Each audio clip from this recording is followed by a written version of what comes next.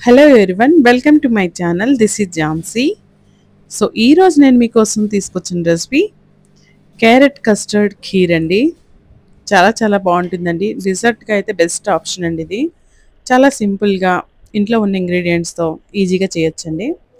And ఎవరైనా guests వచ్చినా లేదా మీ ఇంట్లో చిన్న పార్టీ అయినా కూడా ఈ డిజర్ట్ సూపర్ అంటే సూపర్ ఉంటుంది. హెల్తీ ఆప్షన్ అనే చెప్పొచ్చు. సో దానికి కావాల్సిన ఇంగ్రీడియంట్స్ చూద్దాం. ఇక్కడ చూడండి, 1 కప్ మెజర్మెంట్ తీసుకుంటే 1 కప్ తురిమిన క్యారెట్ అయితే దానికి సగం పంచదార, తర్వాత మనకు నచ్చిన డ్రై ఫ్రూట్స్ ఏవైనా తీసుకోవచ్చు. నేను ఇక్కడ బాదం, కిస్మిస్, అలాగే పంప్కిన్ సీడ్స్, క్యాష్యూ తీసుకున్నాను.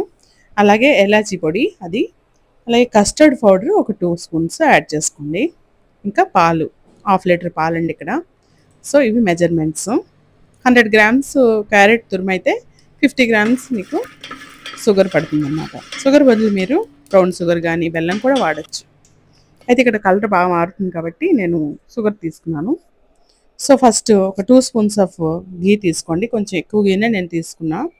క్యారెట్ ఘీతో పాటు చాలా టేస్టీగా ఉంటుంది. కొంచెం వేడెక్కాక డ్రై ఫ్రూట్స్ అన్నీ ఫస్ట్ వేయించేసుకొని పక్క తీసుకోండి. తర్వాత ఈ క్యారెట్ తురుముని కూడా దానిలో వేసుకొని చక్కగా ఫ్రై చేయండి. ఇలా ఫ్రై చేయటం వల్ల క్యారెట్ పీసెస్ అన్నీ కూడా బాగా ఫ్రై అయ్యి మంచి టేస్టీగా, అండ్ మనం తినేటప్పుడు అవి మన నోట్లోనే మెల్ట్ అయిపోతాయండి. అంత బాగుంటుంది. సో చక్కగా ఫ్రై చేయండి. ఫ్రై చేసిన తర్వాత పాలు మరగబెట్టకుండానే దీనిలో వేసేయండి. డైరెక్ట్గా పచ్చిపాలే వేయాలి. సో ఇక్కడ నేను గేదె పాలు తీసుకున్నాను. బికాజ్ అవి ఎక్కువ ఎక్స్ట్రా క్రీమీగా ఉంటాయి కాబట్టి గేదె పాలు తీసుకున్నాను, 1/2 లీటర్. సో ఇక మీకు కన్సిస్టెన్సీ కొంచెం థిక్ అనిపిస్తే కొంచెం వాటర్ కూడా యాడ్ చేసుకోవచ్చు. సో గేదె పాలు అయితే బెస్ట్ అండి.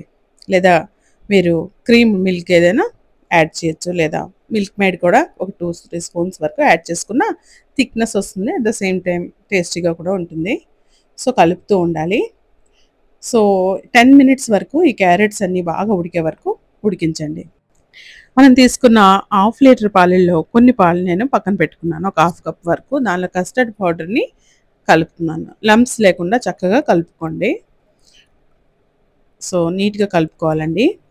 ఆ తర్వాత మన తీసుకున్న ఖీర్కి కొంచెం థిక్ కన్సిస్టెన్సీ కావాలంటే వాటర్ యాడ్ చేయక్కర్లేదు.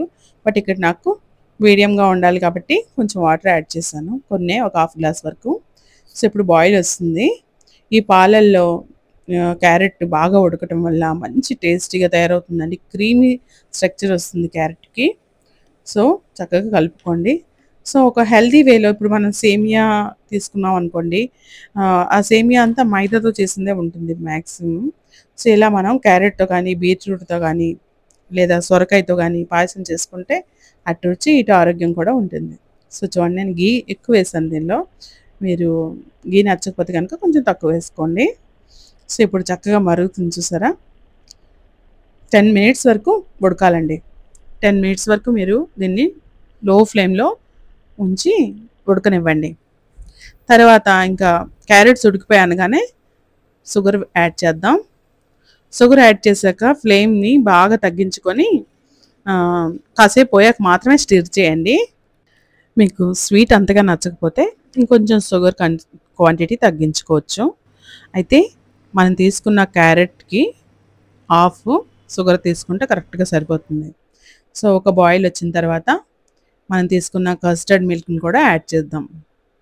కస్టర్డ్ మిల్క్ యాడ్ చేసిన తర్వాత చక్కగా కలుపుకోవాలి. అదర్వైజ్ చిన్న ఉండలా ఉండిపోతాయి, లంప్స్ వచ్చేస్తాయండి. అవి రాకుండా చూసుకోవాలి. కలుపుతూనే ఉండాలి. ఇప్పుడు కలుపుతూ చక్కగా చూస్తే ఇంకా చిక్కగా తయారైపోతుంది. చూసారా కన్సిస్టెన్సీ ఎంత బాగా వచ్చిందో. సో ఈ కన్సిస్టెన్సీ మనకు చాలండి. ఇప్పుడు మనం దంచి పక్కన పెట్టుకున్న యాలకుల పొడిని కూడా యాడ్ చేద్దాం. దీనివల్ల మంచి స్మెల్ వస్తుంది, బాగుంటుంది కూడా. సో అంతా ఒకసారి లంప్స్ లేకుండా చక్కగా కలుపుకుందాం. ఇక మన పాయసం ఆల్మోస్ట్ ఆల్ రెడీ అయిపోయిందండి. ఇక ఫైనలీ మనం ఫ్రై చేసి పక్కన పెట్టుకున్న డ్రై ఫ్రూట్స్ని గార్నిష్ చేసుకుందాం. సో ఇవి అక్కడ క్రంచీగా తగులుతూ తినేటప్పుడు చాలా బాగుంటాయి. అండ్ వేడిగా ఉన్నప్పుడు ఒక టేస్ట్, చల్లారితే ఇంకా అద్భుతమైన టేస్ట్ వస్తుందండి. సో నాకైతే పర్సనల్లీ చల్లారితేనే ఇష్టం. సో చూడండి ఎంత అమేజింగ్గా ఉంది, కలర్ అంతా చాలా బాగుంది కదా. ఏదో కేసరి మిల్క్లా అనిపిస్తుంది.